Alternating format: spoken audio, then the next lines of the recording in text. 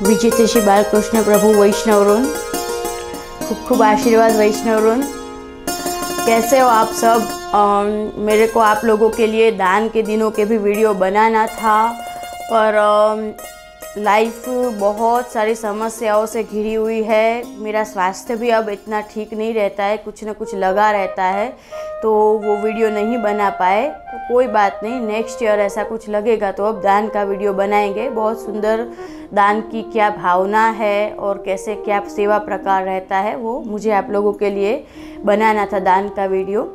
खैर, एक सबसे पहले मैं वैष्णवरून में आप लोगों को बात बता दूं कि इसीलिए क्योंकि अपने पुष्टि मार्ग में हर दूसरे दिन 365 दिन में हर दूसरे दिन कुछ न कुछ उत्सव त्यौहार लगे ही रहते हैं, और वो अच्छी भी बात है क्योंकि गोसाई जी के साथ लाल जी, चार चतुर्थ प्रिया चंद्रावली जी, यमुना जी का उत्सव, गोसाई जी महाप्रभु जी के उत्सव, श्रीनाथ जी का पाठ उत्सव, ये वो इतने छोटे इतने सारे उत्सव है, बराबर। इतने सारे सीजनल दान के दिन, अधिक मास के दिन, नवविलास के दिन, तो सभी के वीडियो बनाने संभव नहीं है, मुश्किल तो है ही, बराबर है। मैं चाहती हूँ कि आप लोगों को सब कुछ मैं बताऊँ, पर वो वीडियो के द्वारा पॉसिबल नहीं हो पा रहा है, इतना समय निकालना ही संभव नहीं है और कुछ न कुछ लगा रहता है। तो इस वजह से वैष्णवरून मैंने आप लोगों के लिए जो सेवा रस दर्शन बुक है वो मैं फिर से थोड़ा एडिशन करके लिख रही हूँ, उसका अभी प्रोसेस चालू है। पर मैंने सेवा रस दर्शन की एप्लीकेशन बना डाली है आप लोगों के लिए, जिसमें आपको पूरे 365 दिन के अंदर के जितने भी उत्सव आते हैं उन सभी उत्सवों का क्या सेवा प्रकार रहता है, गृह सेवा में आपको उसके अंदर का बेसिक क्या सेवा प्रकार करना है, और वो कोई पर्टिकुलर किसी घर की रीत नहीं है। जो महाप्रभु जी गोसाई जी ने गृह सेवा में बताई है वो रीत है। वो आपको प्ले स्टोर में जाके सेवा रस दर्शन सर्च करोगे तो आपको वो एप्लीकेशन मिलेगी, उसको आप उस लिंक को इंस्टॉल कर लीजिए, और उसमें आपको हर उत्सव से पहले अभी आप ओपन करोगे तो सभी उत्सव की आपको नहीं मिलेगी, हर उत्सव के पहले उस उत्सव की आपको डिटेल मार्गदर्शन मिल जाएगा। और बाकी मुख्य उत्सव के तो वीडियो बनाने का हमारा प्रयास रहेगा ही, ठीक है वैष्णवरून। तो ये एक आपको मुझे बताना था। दूसरा, अब आ रहा है अधिक मास, बराबर है। तो अधिक मास जो है वैष्णवरून, अधिक मास का क्या भाव है, अधिक मास का क्या महत्व है, और अधिक मास में हमें क्या क्या करना चाहिए, वो हम शॉर्ट में आज के वीडियो में जानेंगे। तो जो अपने पुष्टि पुरुषोत्तम प्रभु है कृष्ण भगवान, यशोदोत्संग लालित प्रभु, वो तो इतने कृपालु है वैष्णवरून के वो है जो उन्होंने श्याम रंग क्यों पसंद किया, क्यों श्याम वर्ण है वो, क्योंकि ठाकुर जी एक ऐसे प्रभु है जो सभी चीज़ों को स्वीकारते हैं, अच्छी बुरी। ऐसा नहीं है उनका कि भाई नेगेटिव चीज़ों को, गलत या बुरी चीज़ों को वो अवॉइड करते हैं और अच्छी चीज़ों को ही एक्सेप्ट करते हैं, ऐसा उनका नहीं है। पुष्टि प्रभु की यही विशेषता है कि जिसको किसी ने नहीं अपनाया, जिसका सभी ने तिरस्कार किया, उसको भी वो अपनाते हैं। जो ब्लैक कलर है उसको लोग बाग अशुभ कहते हैं, ब्लैक कलर को लोग बाग कहते हैं कि अशुभ कहा जाता है, पर इसीलिए ठाकुर जी ने श्याम कलर को अपनाया है, श्याम, बराबर है।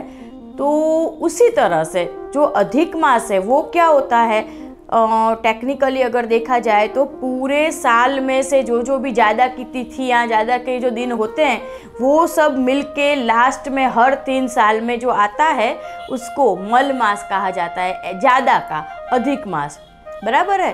जैसे अपन तो अपने मोबाइल में से भी ज़्यादा की चीज़ें निकाल देते हैं, उस तरह से मल मास को कोई भाव नहीं देता था, ज़्यादा का मास कहा जाता था। तो वो जो है वो ठाकुर जी के पास आया, उसने ठाकुर जी के शरणों में आ गया, इसीलिए तो शरणागति का इतना महत्व है। शरणागति और सर्वसमर्पण क्या कहते हैं उसके ऊपर तो एक वीडियो क्या कितने भी वीडियो बना दे कम है, पर उसके लिए अपन एक वीडियो बनाएंगे ज़रूर। तो जब वो ठाकुर जी की शरण में आया और उसने ठाकुर जी से विनती की कि भाई मुझे तो सब मल मास करके मेरा कोई महत्व ही नहीं है, मुझे इस तरह से सबने इग्नोर किया है, तब ठाकुर जी ने उसको शरण में आया, इसलिए प्रभु ने उसके ऊपर कृपा करी और उसको प्रभु ने अपने ऐसे आशीष दिए, ऐसे वरदान दिया कि आज से जो मल मास है उसको पुरुषोत्तम मास की उसको उपाधि दी, खुद का नाम दे दिया ठाकुर जी ने। पुरुषोत्तम मास कहा जाता है इसीलिए पुष्टि मार्ग में अधिक मास को, कि आज से तेरा नाम पुरुषोत्तम मास है और आज से अधिक मास में जो भी कोई कार्य किए जाएंगे धर्म रिलेटेड, पुण्य, दान, जप, तप, उसका जो भी फल मिलता है वो डबल मिलेगा किसी को भी, बराबर है। इसलिए अब अधिक मास जो है पुरुषोत्तम मास है उसका इतना महत्व है। तो अब पुरुषोत्तम मास में नॉर्मली बाहर सभी धर्मों में, सभी मार्ग के अंदर वो क्या कहते हैं, व्रत करना, ज़्यादा कुछ भी जो भी है वो करना, वो करा जाता है और अपने भी वो कोई बाध्य नहीं है। मैं ऐसा नहीं कह रही हूँ कि एक टाणा आप मत करो अधिक मास में, मना नहीं है। अगर आप उस करोगे एक टाणा, बराबर है, तो वो कोई अन्याश्रय भी नहीं है कि एक टाणा जो है उसको करने से कोई आपको अलग से अपराध लगेगा, ऐसा नहीं है। पर पुष्टि मार्ग में, अपने मार्ग में, जैसे कि मैंने कहा कि पुरुषोत्तम मास में किसी भी वस्तु का फल डबल मिलता है, बराबर है। तो अपन को क्या चाहिए, जिसको जो चाहिए होगा वो उसी के लिए एफर्ट्स करेगा ना। मुझे कोई वस्तु चाहिए होगी जो मैं उसी के लिए एफर्ट्स करूँगी, मुझे जिस चीज़ में रुचि होगी मैं उसी के लिए एफर्ट्स करूँगी, आपको जो चीज़ पसंद होगी आप उसके लिए एफर्ट्स करोगे। तो पुष्टि मार्ग में क्या फल है, मैंने आपको पहले भी बताया है, आपको पता ही है कि सेवा ही फल है और सेवा ही साधन है। ओनली कृष्ण कृष्ण और कृष्ण, कृष्ण की भक्ति, कृष्ण की प्राप्ति, बराबर है। तो ठाकुर जी की सेवा प्राप्त करने के लिए हमें कोई व्रत करने की आवश्यकता नहीं है। ठाकुर जी कोई व्रत करने से प्रसन्न नहीं होने वाले हैं। ठाकुर जी तो कैसे प्रसन्न होंगे, ठाकुर जी को और ज़्यादा से ज़्यादा लाड लड़ाओ, अलग अलग मनोरथ करो, ठाकुर जी को ज़्यादा भोग का, नेग का प्रकार बढ़ा दो, बराबर है। इसीलिए अधिक मास में जब आप देखोगे प्रायः कि हवेलियों में, मंदिरों में क्या होता है, तो मंदिरों में अधिक मास में होते हैं मनोरथ, मतलब अपने मन की जो ठाकुर जी के लिए करने की इच्छा है, तो अपन पूरे साल तो अपने मन घड़ंत रीत से मनोरथ नहीं कर सकते, वो तो फिर रीत की पुस्तक में जो फिक्स होता है वो ही करना पड़ता है। रथ यात्रा के दिन रथ में ही बिराजाना पड़ेगा, बराबर है। स्नान यात्रा के दिन स्नान कराना है, हिंडोला के दिनों में ही हिंडोला झूला सकोगे। पर अधिक मास की ये विशेषता है कि अधिक मास में आप ठाकुर जी को सूखे मेवे का हिंडोला भी झूला दो, गर्मी है तो फूल मंडली भी कर लो, नाव का मनोरथ भी कर लो, जो चाहे आपके मन में जितने भी मनोरथ है ठाकुर जी के लिए उभर रहे हैं वो सभी मनोरथ आप ठाकुर जी को अधिक मास में अलग अलग नई नई सामग्रियाँ धरो, बराबर है। और यही सब चीज़ ऐसा नहीं है कि भाई मंदिर में ही कर सकते हैं, गुरु सेवा में भी आप आपके कैपेसिटी के हिसाब से, आपकी जो भी क्षमता है उस हिसाब से, समय की क्षमता, द्रव्य की क्षमता,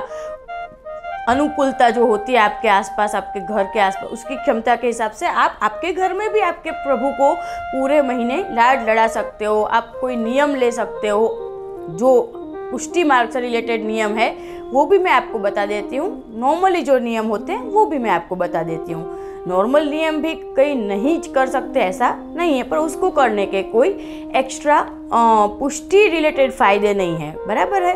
तो पुष्टि मार्ग रिलेटेड आप क्या नियम ले सकते हो, पुष्टि मार्ग रिलेटेड आप अपना जो ठाकुर जी का नेग है वो बढ़ा सकते हो। जैसे कि आप रोज़ में पेड़े धरते हो, दूधघर में जो 2 पेड़े धरते हो, तो अधिक मास में थोड़ा नेग बढ़ा दो, 4 पेड़े धरो, 2 सामग्री नई रोज़ की ज़्यादा धरो, रोज़ नया शाम को कुछ फरसाण धरने का, ठाकुर जी को नया कुछ नया बना के धरने का रखो, बराबर है। शाम तक की सेवा करते हो तो ऐसा कुछ अच्छी चीज़ें, उसके अलावा कुछ ऐसा नियम लो आप के अच्छे अच्छे मनोरथे करो। और उसके अलावा पाठ के नियम लो कि भाई जैसे अभी अधिक मास का पूरा महीना में इतने यमुनाष्टक, इतने सर्वोत्तम स्तोत्र पाठ के अंदर और सब जो पाठ है बराबर है, वैसे तो सभी पाठों का महत्व तो है ही सही, पर जो यमुनाष्टक है और सर्वोत्तम स्तोत्र है वो बहुत ज़्यादा महत्व के भी है। और दूसरा कि उसके प्रोनाउंसिएशन एटलीस्ट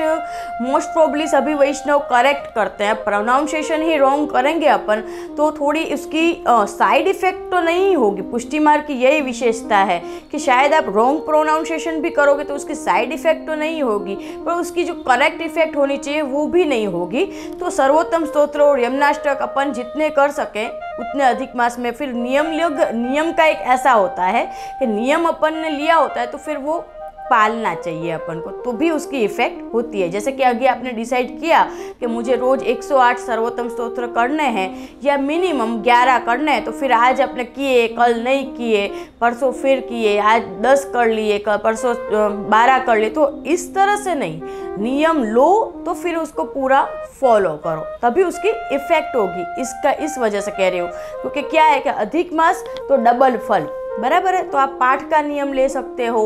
और जो एक टाणा, तो वो तो मैं अगर कहूँगी भी कि उसका कोई खास मीनिंग नहीं है तो भी आप लोग करने ही वाले हो बराबर है। क्यों? क्योंकि वो कुछ चीज़ें क्या है, वो गार्डर या प्रवाह जैसी होती है, और वो एक बार माइंड सेट हो गया है तो फिर नहीं करने में आपको मज़ा ही नहीं आएगा। आपको ऐसे होगा कि नहीं, बहुजीए कीधું છે પણ હવે આપણે આટલા વર્ષોથી કરી રહ્યા છે તો પછી તો ठीक है, कोई बात नहीं, करिए, उसमें कोई नुकसान तो है नहीं। थोड़ी आपकी डाइटिंग हो जाएगी और थोड़ा क्या है, इतना अन्न बचेगा तो लोग बाग दूसरे लोगों के काम आएगा।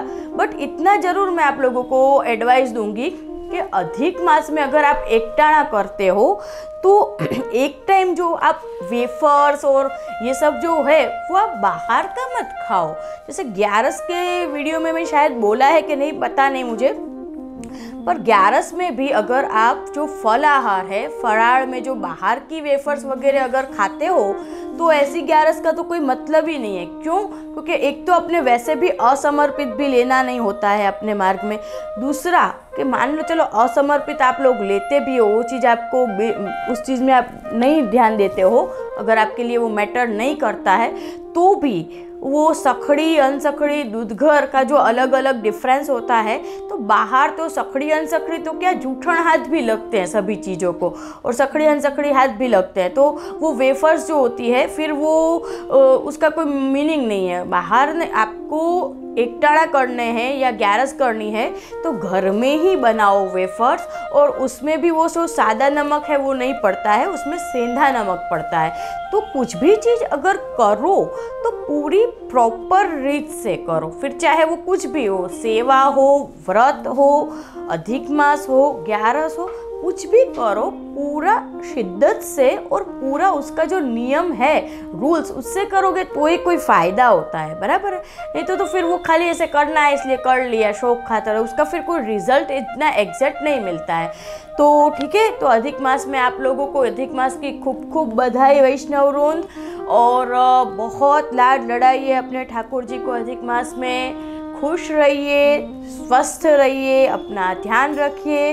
और इस बार अधिक मास इतना थोड़ा सूना सूना रहेगा, हवेलियों में इतना तामझाम नहीं हो पाएगा, क्योंकि ये जो कोरोना है वो तो जाने का नाम ही नहीं ले रहा है। क्योंकि कितना भी पॉजिटिव सोच ले, कुछ चीज़ जो है वो नियति के ऊपर निर्धारित होती है, वो जब जाना होगा तब जाएगा।